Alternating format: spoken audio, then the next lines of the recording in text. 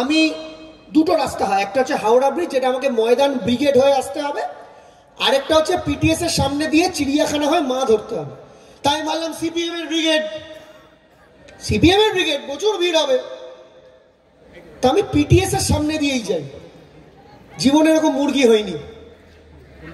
CPM এর ব্রিগেডের চেয়ে পিটিএস এর চিড়িয়াখানার সামনে ভিড় বেশি। তারপর আমি ভাবলাম যে সত্যি তো, শহরে দুটো জিনিস হচ্ছে একসাথে। রবিবারের দুপুরে আপনি বিনে পয়সায় সার্কাস দেখতে পারবেন, আর কোথায় 50 টাকা দেয় নিয়ে চিড়িয়াখানা দেখতে পারবেন। তো কিছু মানুষ ওদিকে গেছে, কিছু মানুষ 50 টাকা খরচা করেছে। একটা দল আজকে 7ই জানুয়ারি নেতাইতে ফুল্লরা মণ্ডলের বাড়ি থেকে, কোনো এক নেতার বাড়ি থেকে হাত কামান বেরিয়েছিল, হাত কামান। ফুল্লরা মণ্ডলের বাড়ি থেকে, বাড়ির বারান্দা থেকে টিপ করে গুলি মেরেছিল গ্রামের লোকেদের হাতে কোনো অস্ত্র ছিল না। সেই নেতাইতে নিরস্ত্র গ্রামের মানুষের বুকে গুলি করেছিল এই সিপিএম, এই মোহাম্মদ সেলিমরা। আজকে বক্তৃতা করে ইনসাফ চাইছে। আজকে বাংলার মানুষ ইনসাফ চাইতে চাইতে 34 বছরের পার্টিকে আলুর চোকলায় পরিণত করে এনেছে। এটাই তাদের ইনসাফ হয়েছে। আমি জানি, আমি সুভাষিস দা এখানে খুব অবাক হয়ে বললেন, আমি খুব অবাকই হলাম। সুভাষিস দা বললেন তার জেলায় 2টো লোকসভা কেন্দ্রে তৃণমূল কংগ্রেস লক্ষাধিক ভোটে জিতবেন। এটা জিতবেন এই জেলা। সুভাষিস দা দীর্ঘদিন রাজনীতি করছে।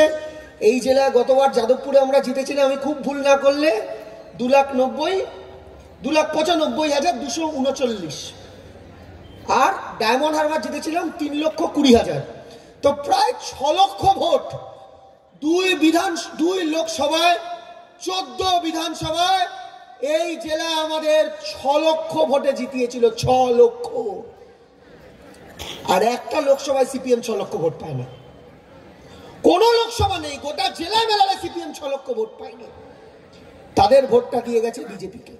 এই যে আপনারা এখানে সামনে বসে আছেন, 100 দিনের কাজ করে বলছে টাকা চুরি করেছে। তৃণমূল নাকি চুরি করেছে।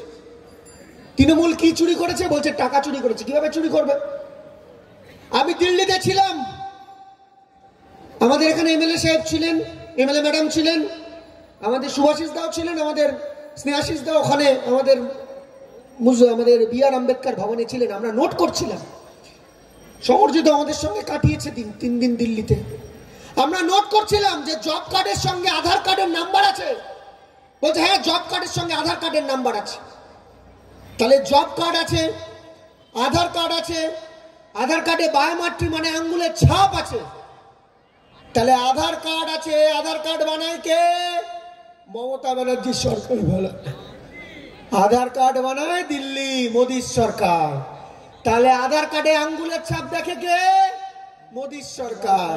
আঙ্গুলের ছাপের সঙ্গে ভেরিফিকেশন জব কার্ডে করেছে কে? মোদির সরকার। আর টাকা চুরি তৃণমূল করে দিল শুভেন্দু অধিকারী এন্ড কোম্পানি। বাংলার মানুষকে এত বোকা ভেবো না। জ্বালায় টাকা দিচ্ছে না, জ্বালায়। আমি দেখেছি 7.5 2.5 জ্যোতিষশাস্ত্রে অনেকে বিশ্বাস করে, আমিও করি। 2019 সালে আমাদের এক শনি ছিল দলে, শনি।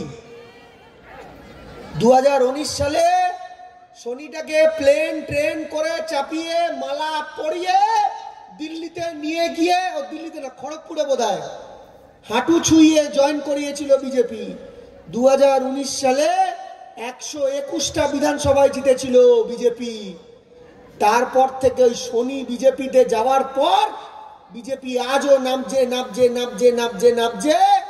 আপনারা জানতে পারবেন, এখানে যারা ভাইরা আছে ফোনে গুগল করলে জানতে পারবেন হিমালয় কত উঁচু, জানতে পারবেন মারিয়ানা ট্রেঞ্চ কত নিচে।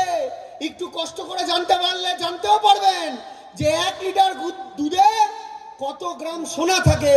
কিন্তু কেউ গুগল করে জানতে পারবেন না বিজেপির এখন কটা এমএলএ আছে। সব হাওয়া। 100 দিনের কাজের টাকা নিয়ে নেবে, আবাসের টাকা নিয়ে নেবে। আরে টাকাটা কার? আপনি সাবান কিনছেন, আপনি তেল কিনছেন, আপনি সোনা দানা কিনছেন, আপনি জামা কিনছেন, কাপড় কিনছেন, জিএসটি ট্যাক্স দিচ্ছেন, সেই ট্যাক্সের টাকা, আপনার হকের টাকা, আপনার প্রাপ্য টাকা আপনাদের চোর বলে নিয়ে নিচ্ছেন।